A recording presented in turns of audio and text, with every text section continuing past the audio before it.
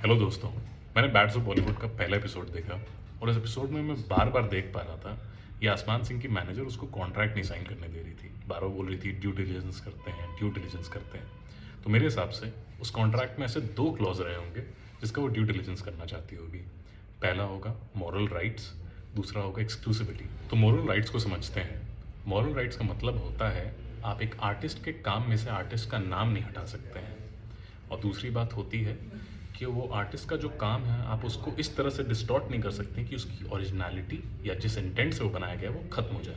एक एग्जांपल समझिए, अगर एनिमल के स्क्रिप्ट राइटर ने बहुत सोच समझ के बॉबी देओल का कैरेक्टर एक कॉम्प्लेक्स विलन का रखा है जो अपने फादर के डेथ के बाद गूंगा हो चुका है और मेनियाक हो चुका है, अगर संदीप रेड्डी वांगा उसको बस एक वन साइडेड विलन दिखा देते हैं जो बस मारना एंजॉय करता है, तो ये एक मॉरल राइट का डिस्टॉर्शन है। और अगर वो स्क्रिप्ट राइटर का नाम नहीं लेते हैं तो ये भी मॉरल राइट का डिस्टॉर्शन है। अब आप एक्सक्लूसिविटी को समझ सकते हैं। हाँ, सो एक्सक्लूसिविटी क्या क्लॉज होता है? अगर हमने कल मूवी में देखा कि आसमा सिंह के संग 3 मूवीज़ का कॉन्ट्रैक्ट किया था फेडी सोडा वाला ने, इसका मतलब ये है कि 3 मूवीज़ लगातार वो उसी बैनर के अंडर बनाएंगे, किसी और बैनर के संग साइन नहीं कर सकते। सो ये क्लॉज काफ़ी हॉस्टाइल हो जाता है from the actors point of view.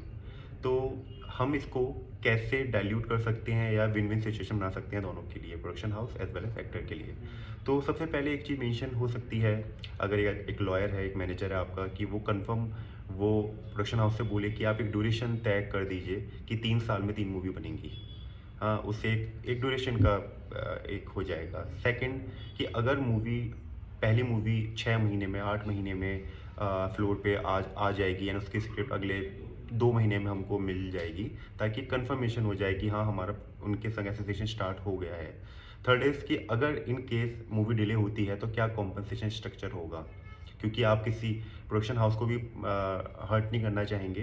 किसी वजह से हो सकता है डिले हो जाए, तो यस, बट आप you can ask for your compensation. तो एक अच्छा लॉयर अगर नेगोशिएट करता है तो प्रोडक्शन हाउस भी उस चीज़ को समझता है एंड ऐसे एक विन विन सिचुएशन रहती है, डील ब्रेक नहीं होती है। सो ऐसे कॉन्ट्रैक्ट से डरना नहीं चाहिए। एक अच्छा लॉयर है आपके साथ, तो आप अच्छी तरह कॉन्ट्रैक्ट को पढ़िए, डिस्कस करिए अपने लॉयर के साथ एंड फिर प्रोडक्शन हाउस के संग आप बैठ सकते हैं एंड वो भी आपके पॉइंट को एग्री करेंगे।